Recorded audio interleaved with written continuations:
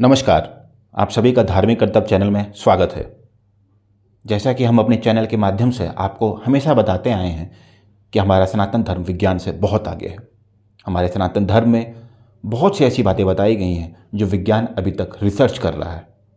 आज हम बात करने वाले हैं सनातन धर्म, आयुर्वेद और विज्ञान पर। आयुर्वेद में क्या क्या ऐसी महत्वपूर्ण बातें बताई गई हैं जो आधुनिक विज्ञान में अभी तक उपलब्ध नहीं हैं। बहुत सी ऐसी बातें बताई गई हैं जो चिकित्सा के क्षेत्र में एक महान उपलब्धियां हैं जो हमारे देश में पाई गई हैं। आपको बता दें कि आयुर्वेद शब्द दो शब्दों से आयुष और वेद से मिलकर बना है, जिसका अर्थ है जीवन विज्ञान। संसार की प्राचीनतम पुस्तक ऋग्वेद में भी आयुर्वेद के अति महत्वपूर्ण सिद्धांतों का वर्णन है। आयुर्वेद अथर्ववेद का उपवेद एवं विश्व का आदि चिकित्सा विज्ञान है। आयुर्वेद के प्रथम उपदेशक धन्वंतरी ऋषि को माना जाता है। उसके बाद कई ऋषि और मुनि ने आयुर्वेद का प्रचार प्रसार किया। बाद में च्वन, सुश्रुत और चरक ऋषि का नाम उल्लेखनीय है। इन सभी बातों पर आज हमारे साथ बात करने के लिए, हमारे आयुर्वेद के ज्ञान को और बढ़ाने के लिए हमारे बीच उपस्थित हैं आयुर्वेद के professor doctor Krishna Kumar Mishra ji. Sir, आपका स्वागत है हमारे धार्मिक कर्तव्य चैनल में। धन्यवाद जी। हम आपसे जानना चाहेंगे कि आयुर्वेद को आधुनिक विज्ञान से कैसे हम समझ सकते हैं। जैसे हमारे सनातन धर्म में उपवास को बताया गया है, तो उपवास को आयुर्वेद में किस तरह देखा गया है? क्योंकि आजकल के समय में बहुत सारे डाइटिशियन हैं जो डाइट निर्धारित करते हैं, हमें क्या खाना है, क्या पीना है, और तो आयुर्वेद में इसका उल्लेख किस तरह किया गया है? आयुर्वेद में उपवास के बारे में बहुत बृहद वर्णन किया गया है। उपवास के संदर्भ में ये बताया गया है कि हमारे यहाँ ये चर्चा है जो है कि जो कुछ भी पाचन से रिलेटेड चीज़ें होती हैं उसमें सबसे ज़रूरी है उपवास। उससे भी ज़रूरी है ये सब होने के लिए अग्नि की महत्ता बताई गई है। अग्नि के बल के अनुसार जो है आदमी अपना रहन सहन या खान पान रखता है। तो अग्नि की तीव्र होने पर आप जो भी खाना खाएंगे वो आपका पच जाएगा। सम्यक रूप से खाया हुआ खाना निर्धारित समय में पच जाएगा। कभी कभी ये होता है कि जब आपकी अग्नि मंद हो जाती है उस समय क्या होता है कि जो आपका खाया हुआ आहार है वह पच नहीं जाता। उसके लिए बोलते हैं अजीर्ण, एक टर्म यूज करते हैं, यानी जो आपने खाया वो पचा नहीं। उस समय क्या होता है कि जैसे मान लीजिए कि उसके लिए जो आयुर्वेद में ये बताया गया, जैसे जलती हुई अग्नि है, ठीक, वो भी उष्ण है, और जलता हुआ उबलता हुआ पानी दोनों गर्म है। लेकिन अगर उबलता हुआ पानी उस जलती हुई अग्नि के ऊपर डाल दिया जाता है तो भी आग बुझ जाती है, जबकि दोनों उष्ण होते हैं, गर्म होते हैं। इसी तरीके अग्नि तीव्र होती है, लेकिन ये अजीर्ण के संदर्भ में जब अजीर्ण होता है तो शरीर में पित्त की वृद्धि हो जाती है। पित्त और अग्नि दोनों उष्ण हैं, लेकिन पित्त जो है उसको, जैसे मैंने एग्जाम्पल आपको बताया, वैसे ही ढक देता है, पूरी अग्नि को ढक देता है, जिससे वह मंद हो जाती है और काफ़ी मंद हो जाती है। इस समय ये चिकित्सा में बहुत उपयोगी है। जब आपको अजीर्ण हो जाए, जिसको इंडाइजेशन हो जाए या उल्टी होने लगे, या आजकल जैसे फूड पॉइजनिंग, ठंडा मौसम चल रहा है, फूड पॉइजनिंग का जो है बहुत ज़्यादा जो है दिक्कत है इस समय, तो इसका सबसे बेटर इलाज है उपवास। उपवास होने से लाभ क्या होता है? अजीर्ण में उपवास होने से लाभ होता है, जैसे मैंने आपको पहले बताया कि अग्नि नीचे ऊपर से ढक दी जाती है पित्त के द्वारा, दोनों गर्म है। जब आपने खाना नहीं खाया, खाना नहीं खाते हैं या टोटली उपवास करते हैं, केवल जल पे रहते हैं, कहीं आग लगा दें, थोड़ी सी अग्नि रहती है, उसको थोड़ा सा अगर हवा पानी मिलता है तो वो धीरे धीरे तेज हो जाती है। सेम वही कंसेप्ट है। जब आप उपवास करेंगे आपको ऊपर से काम नहीं करना पड़ेगा और उसमें जो कवरिंग है वो नहीं रहेगी, पित्त भी धीरे धीरे हट जाएगा, और धीरे धीरे जो है जैसे जैसे आप उपवास करेंगे, एक टाइम का उपवास करेंगे, 2 टाइम का उपवास करेंगे, तो धीरे धीरे नीचे से अग्नि तेज होती जाएगी, और एक समय ऐसा आएगा जब आपकी अग्नि पूरी तरीके तेज हो जाएगी, और उस समय आपको भूख का, यूँ समझिए, अग्नि तेज होने का मतलब आपको कैसे पता चला अग्नि तेज होगी? अग्नि तेज होने का क्लियर फंडा है कि जब आपको भूख लग जाए, जब आपको भूख लगे तो समझिए आपकी अग्नि ठीक हो गई है या ठीक होने के कगार पे आ गई है। हाँ, लेकिन एक बात और ध्यान देना, अगर आपकी अग्नि तीव्र मंद हो गई थी, उसके बाद आपने उपवास किया और उस समय आपकी अग्नि अगर तेज हुई तो इस बात का जरूर ध्यान रखें कि उस समय जो है हमेशा जो है लघु आहार जैसे खिचड़ी इस टाइप के आहार का सेवन करें।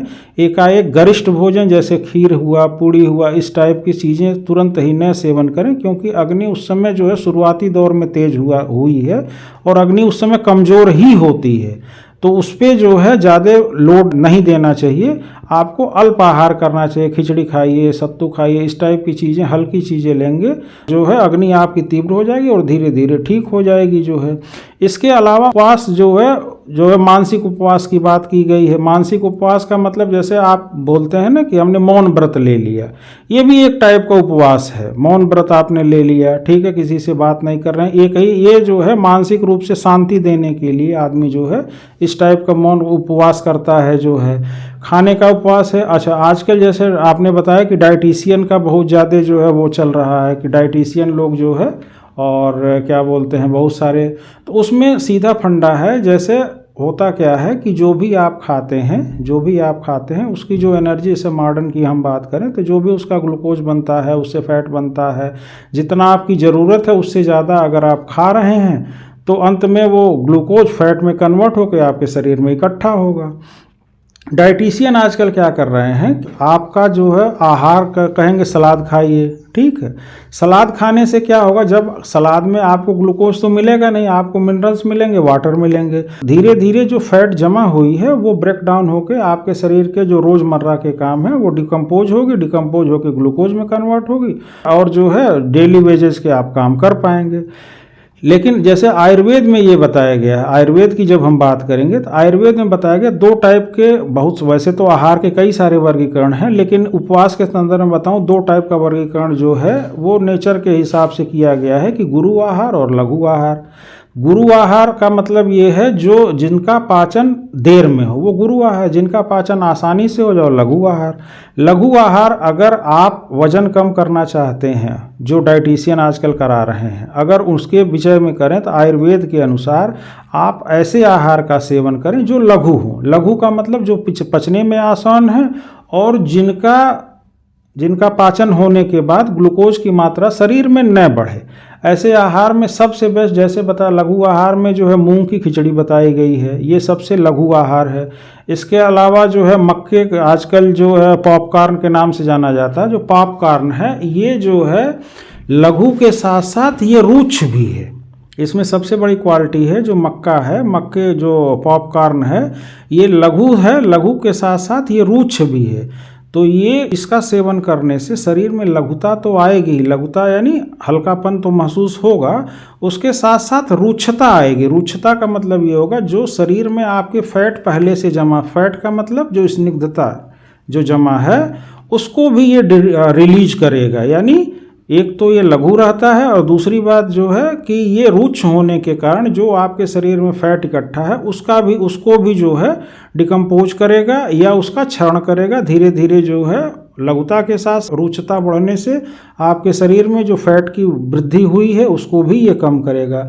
तो आप जो है उपवास के चक्कर में डाइटिशियन का बहुत ज़्यादा ध्यान, क्योंकि आजकल डाइटिशियन के चक्कर में भी बहुत लोग परेशान हो जा रहे हैं, वो इतना डाइट कम करवा दे रहे हैं, इतना ज़्यादा कम करवा, पूरा दिन सलाद खिला के रखते हैं, इससे कोई लाभ नहीं। आप जो है सीमित खाएं, एक तो सीमित खाएं, लघु आहार खाएं, जैसे मैंने आपको बताया मूंग की दाल खाएं, आप कोई बात नहीं दिन में 2 बार खाइए 3 बार खाइए, कोई दिक्कत नहीं है।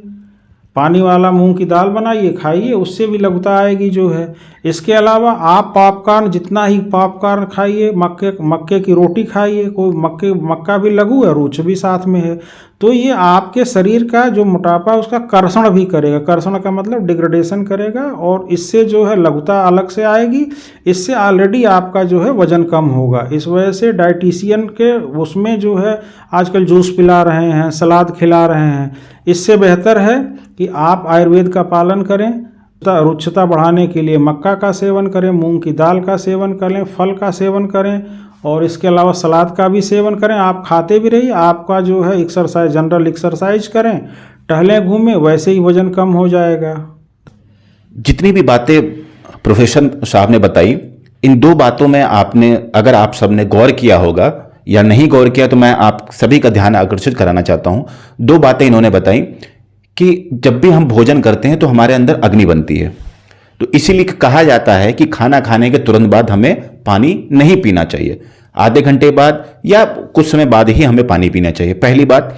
दूसरी बात, इस समय हम लोग हमारे आसपास के समाज में, हमारे समाज में लोग मोटापे से बहुत ज़्यादा परेशान हैं, सबको अधिक वजन की समस्या है।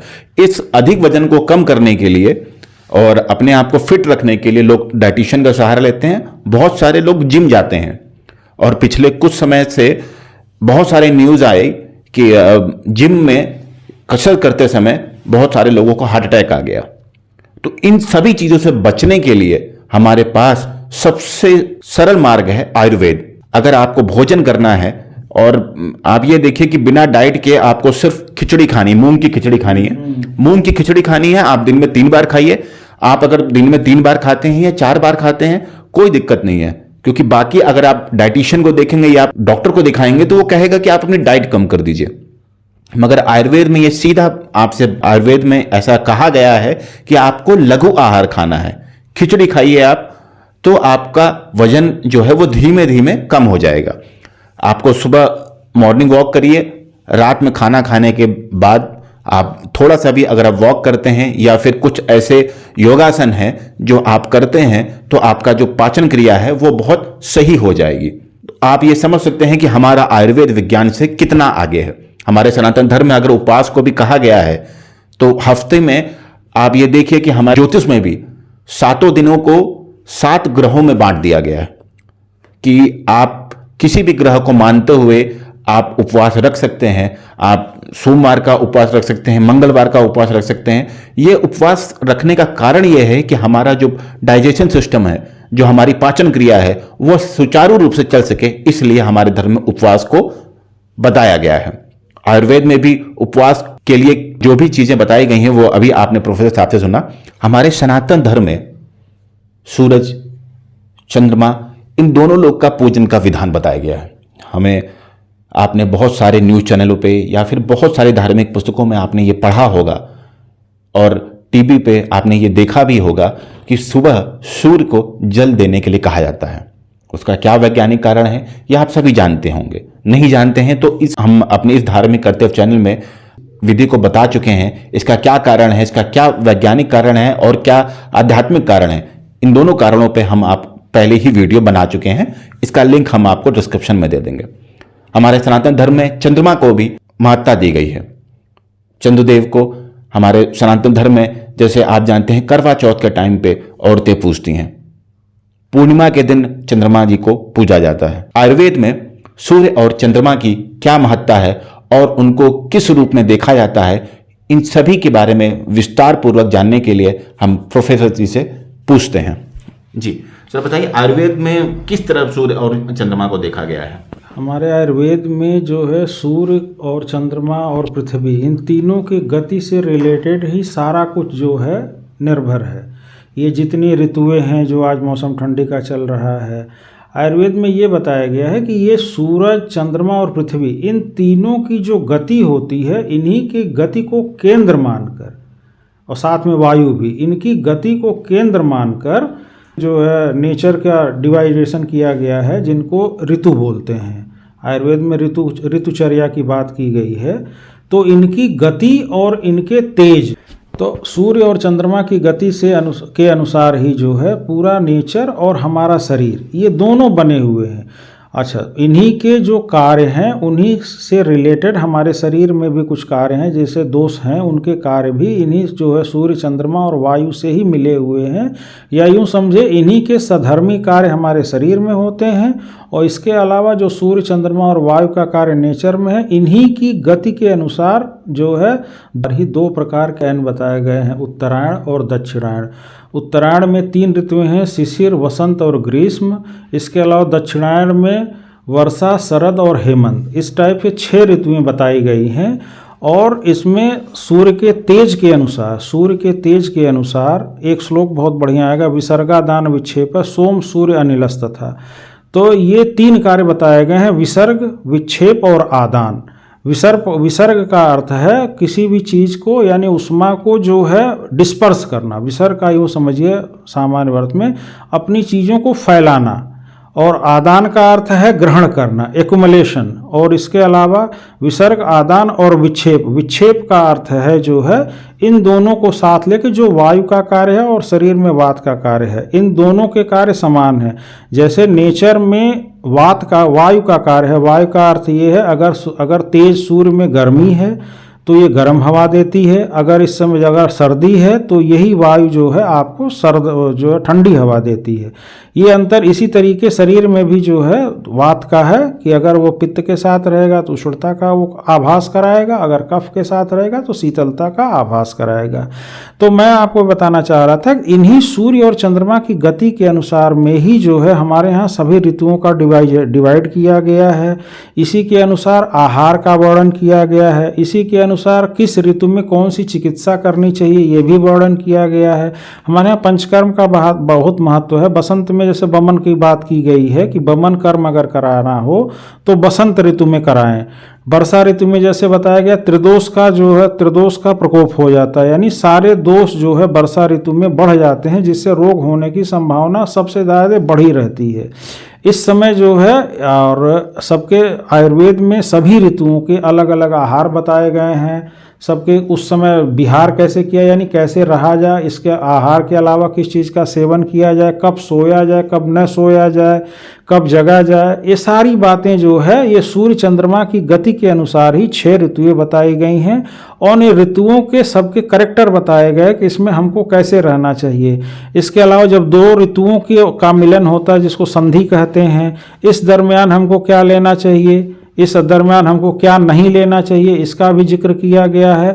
तो कुल मिला जुला के जो सूर्य चंद्रमा जो आध्यात्म में बताया गया है ये सारा कुछ हमारे यहाँ जो है जो कुछ ऋतुओं का वर्णन है इसी के अनुसार आहार है। अगर इनका आप इन बताए गए आहारों का सम्यक रूप से सेवन करेंगे तो स्वस्थ रहेंगे, अगर बताए गए आहार का सम्यक रूप से सेवन नहीं करेंगे तो अस्वस्थ रहेंगे। ये क्लियर बताया। आयुर्वेद के जैसे 2 सिद्धांत बताए गए हैं, स्वास्थ्य रक्षणम आतुरस विकार प्रसूनम च।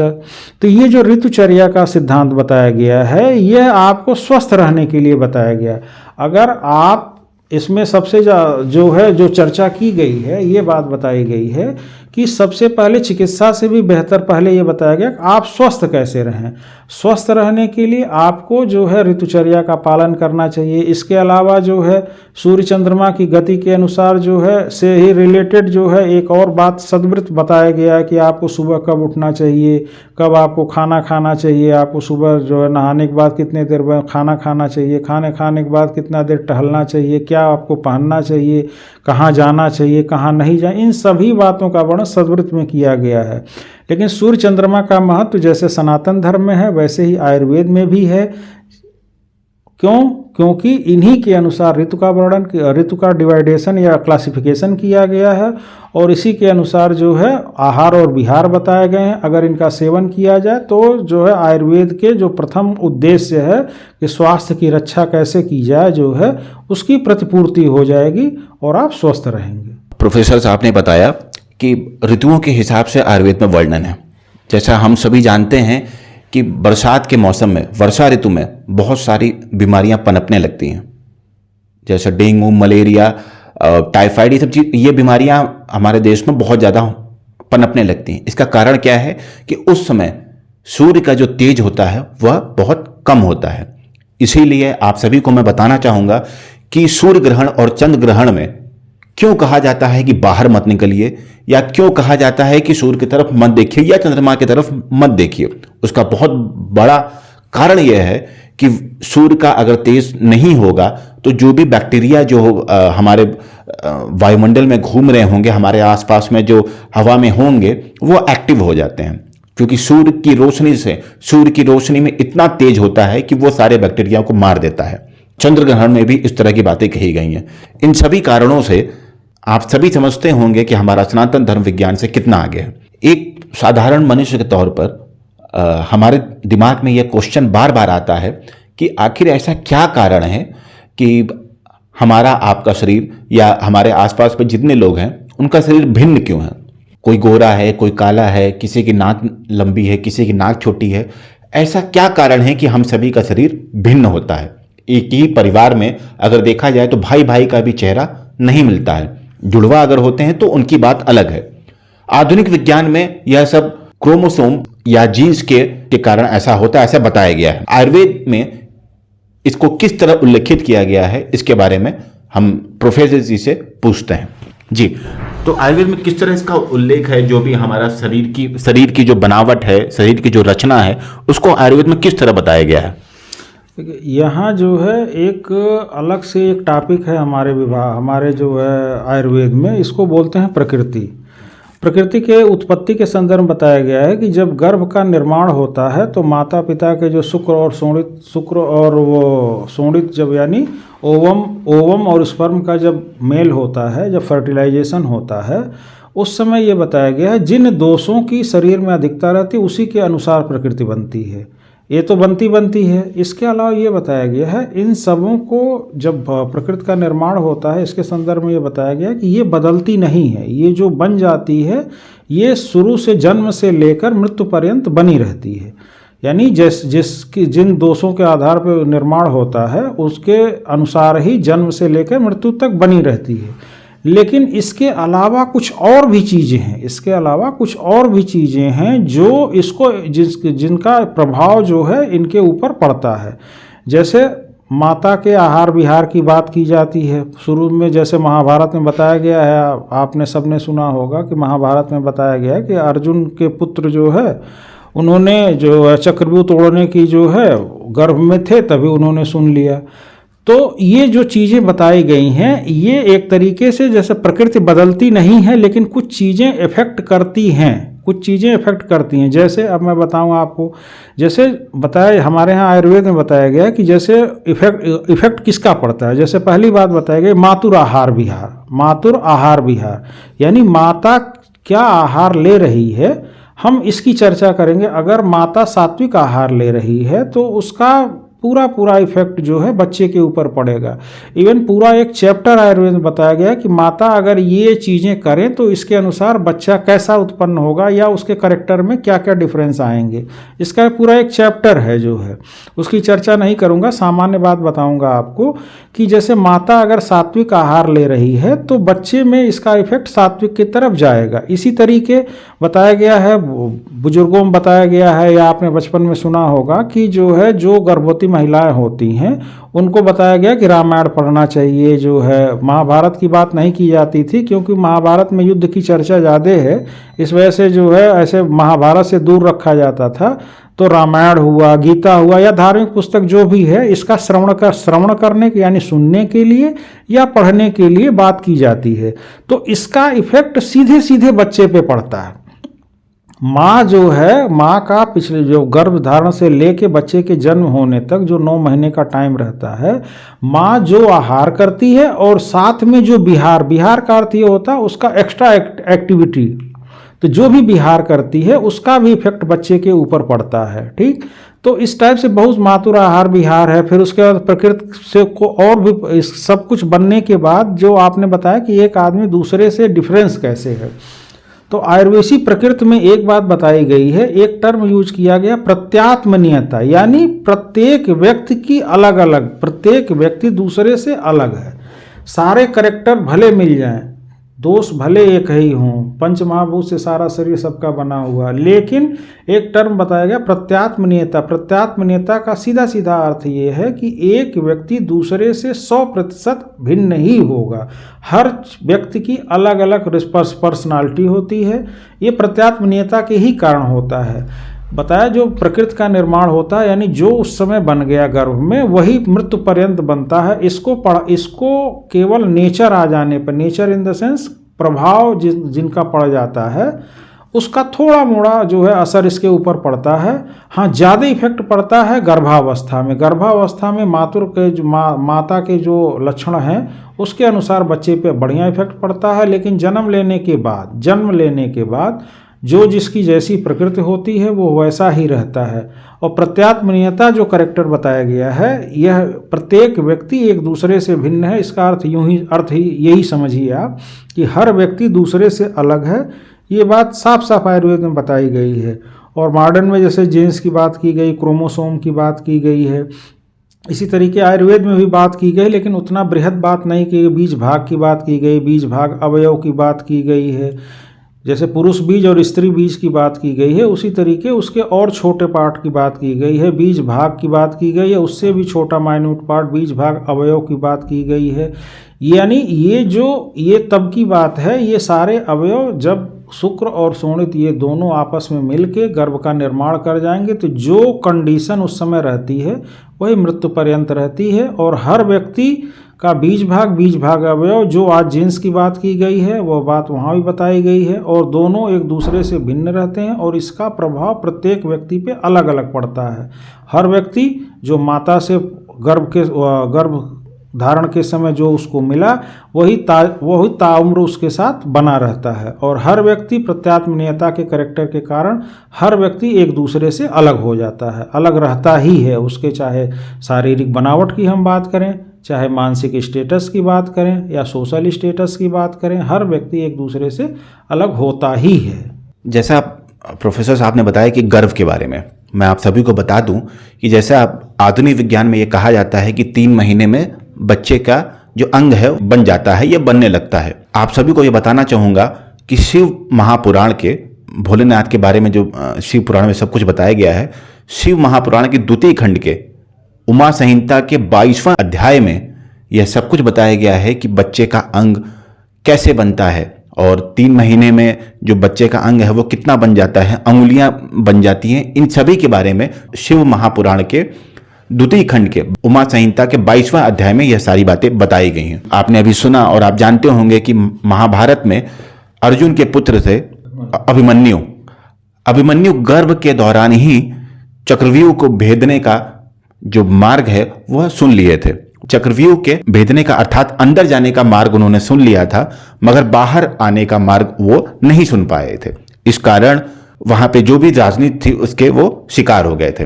इसीलिए कहा जाता है कि आधुनिक विज्ञान में यह कहा जाता है कि जो भी गर्भ में जो बच्चा होता है वो संगीत की तरफ अट्रैक्ट होता है, म्यूजिक की तरफ अट्रैक्ट होता है। इसीलिए हमारे सनातन धर्म में यह कहा गया है कि जब गर्भवती महिलाएं भगवान की आराधना करें, रामायण पढ़ें, अन्य ग्रंथ पढ़ें।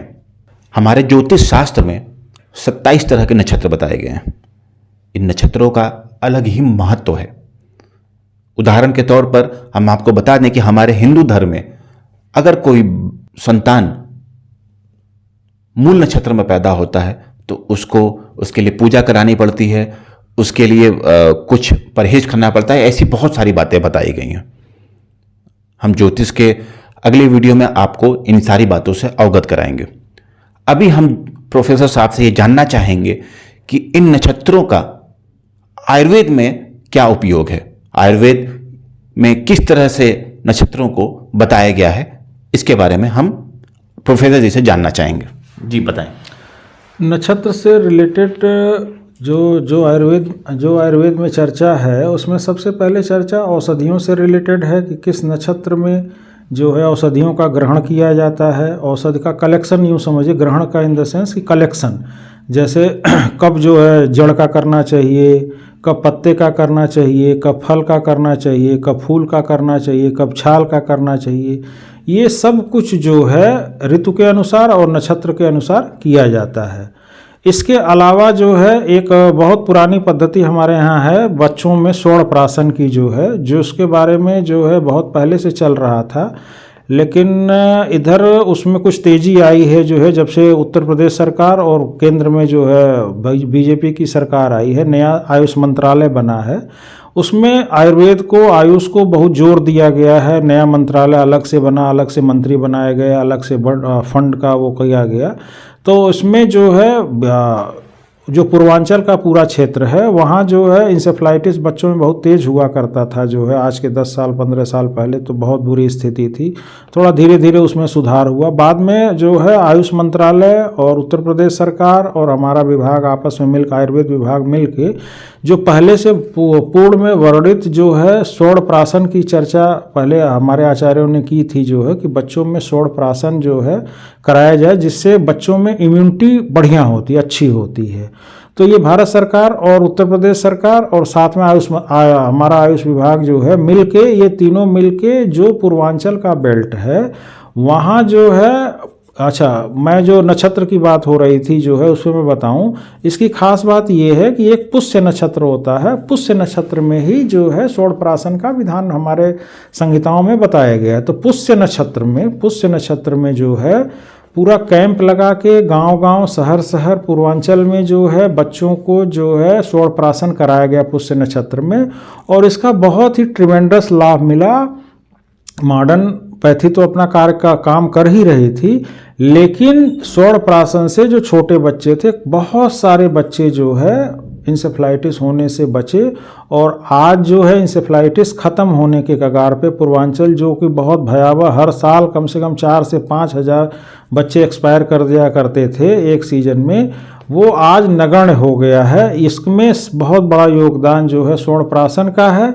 और जो आपने पूछा नक्षत्र की बात, तो इसमें बहुत ध्यान देने की बात है कि हर महीने जब पुष्य नक्षत्र आता है, केवल पुष्य नक्षत्र में ही जो है हर कॉलेज में, हर जो लोग क्लिनिक करते हैं वहाँ आजकल षोडप्राशन जो है बच्चों को कराया जा रहा है, और इससे जो है बच्चों में इम्यूनिटी में बहुत ज़्यादा ट्रिमेंडस चेंज आ रहा है। बहुत अच्छे इम्यूनिटी से बच्चों की स्ट्रांग हो रही है, और छोटे छोटे जो बहुत सामान्य से रोग हुआ करते थे, हमेशा बच्चे परेशान रहते थे, उनसे बच्चों को जो है निजात मिल रही है, बच्चों की इम्यूनिटी ठीक हो रही है। तो नक्षत्र में हमारे यहाँ बताया आपको औषधियों से रिलेटेड जो है, औषधियों के कलेक्शन से लेके, और साथ में ये भी बताया गया है जो है कि जैसे औषधियाँ वीर्यवती, वीर का मतलब पोटेंसी, वीर का अर्थ होता है पोटेंसी, औषधियों की पोटेंसी जो है किस नक्षत्र में मैक्सिमम होती, ये बातें बताई गई हैं। और उन्हीं ऋतु के अनुसार कलेक्शन की बात की गई, नक्षत्र के अनुसार कलेक्शन की बात की गई, और दवा के रूप में जो मैंने आपको बताया, आपको षोडप्राशन ये पुष्य नक्षत्र में किया जाता है। तो नक्षत्रों का वर्णन हमारे आयुर्वेद में भी बहुत विस्तृत रूप से किया गया है, और बेसिकली चिकित्सा क्षेत्र में ये बताया गया कि किस नक्षत्र में कौन सी दवा दी जाए जो है, तो इसका इफेक्ट कुछ ज़्यादा ही होगा, या यूँ समझिए इसकी पोटेंसी मैक्सिमम होगी। च्यवनप्राश हम सभी खाते हैं। आप सभी को बता दें कि च्यवन ऋषि ही जड़ी बूटियों से च्यवनप्राश नामक एक औषधि बनाकर उसका सेवन करके बूढ़े से युवा बन गए। तो आप समझ सकते हैं कि आयुर्वेद में जड़ी बूटियों का क्या महत्व है और हम कैसे उसका उपयोग कर सकते हैं। आजकल इस आधुनिक युग में लोग मेडिकल साइंस की दवाएं, एलोपैथी की दवाएं बहुत ज़्यादा उपयोग करते हैं, और इसके साथ साथ हर व्यक्ति यह चाहता है कि घरेलू उपचार के द्वारा वो अपने आप को स्वस्थ रख सके। आइए इसके बारे में हम घरेलू उपचार, घरेलू नुस्खे, और हम जो बहुत देखते हैं कि दादी के नुस्खे, नानी के नुस्खे, इन सभी के पीछे क्या कारण है और आयुर्वेद इसको किस तरह देखता है। आयुर्वेद में जो कुछ भी है वो औषधियों से चिकित्सा के संदर्भ में बताया गया है। जैसे मैं पहले ही बताया आपको कि 2 उद्देश्य है, एक अपने आप को स्वस्थ रखना, और दूसरा अगर आप रोगी हो गए तो उसकी चिकित्सा करना।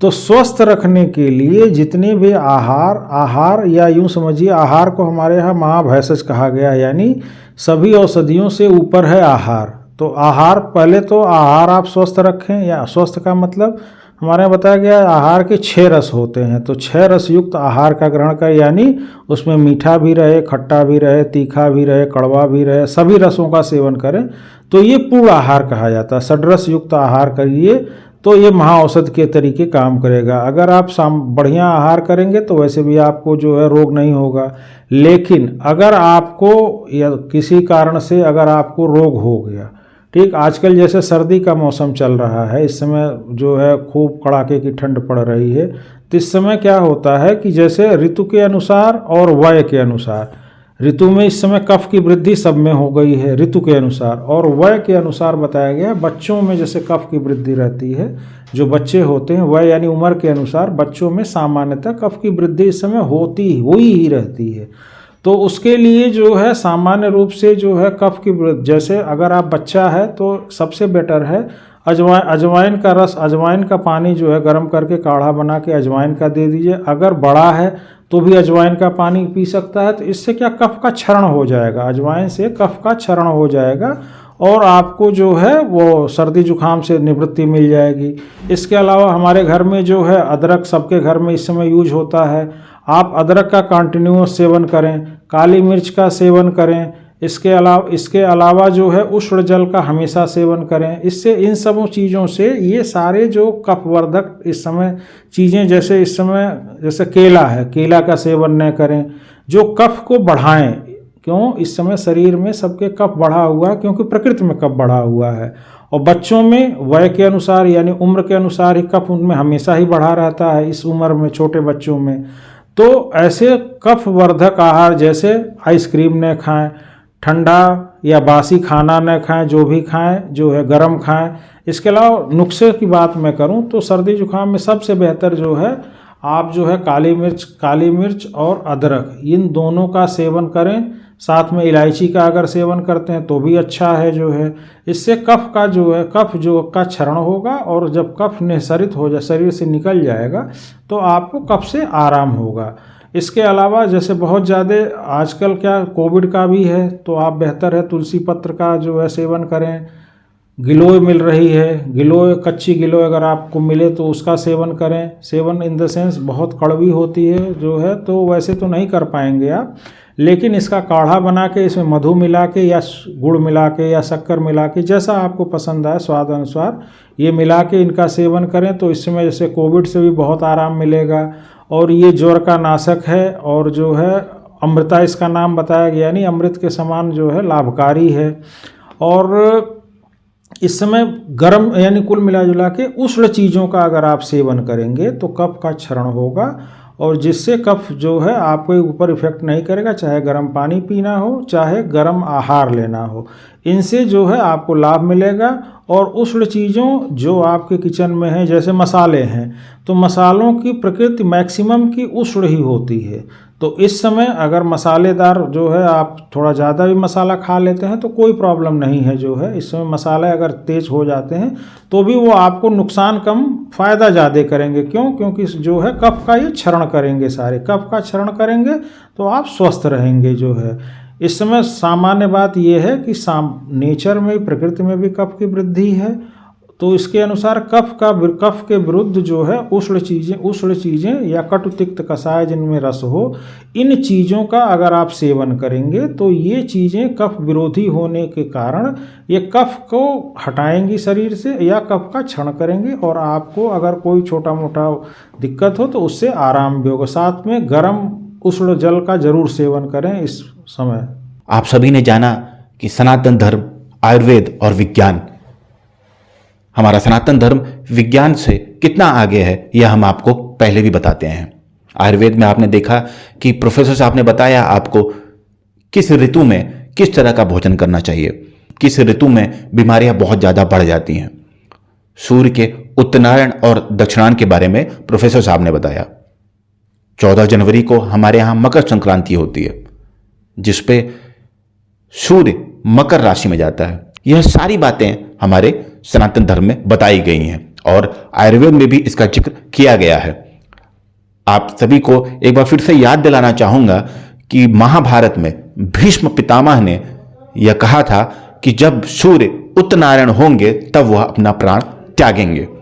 तो आप यह समझ सकते हैं कि यह सारी बातें हमारे सनातन धर्म में पहले ही बताई गई हैं और हमारा सनातन धर्म विज्ञान से कितना आगे है यह हम सभी को एक बार समझना चाहिए, पढ़ना चाहिए और अपने सनातन धर्म को जानना चाहिए। आयुर्वेद के माध्यम से हम, जैसा प्रोफेसर साहब ने बार बार यह बात बताई कि आयुर्वेद का प्रथम उद्देश्य है आपको स्वस्थ रखना। आप सभी जानते हैं कि हमारे आयुर्वेद में चरक और सुश्रुत ऋषि जी थे। चरक ऋषि ने चरक संहिता लिखा, उन्हें त्वचा का चिकित्सक भी माना जाता है। चरक और च्वन ऋषि के ज्ञान के आधार पर ही यूनानी चिकित्सा का विकास हुआ। सुश्रुत ऋषि ने सुश्रुत संहिता लिखी, जिसमें आपको यह बता दें कि 650 प्रकार की दवाओं का जिक्र है। 650 प्रकार की दवाओं का जिक्र है और 42 प्रकार की सर्जरी है और 300 तरह से ऑपरेशन बताया गया है। तो आप यह समझ सकते हैं कि हमारे सनातन धर्म में, हमारे आयुर्वेद में यह सारी बातें बहुत पहले बता दी गई हैं।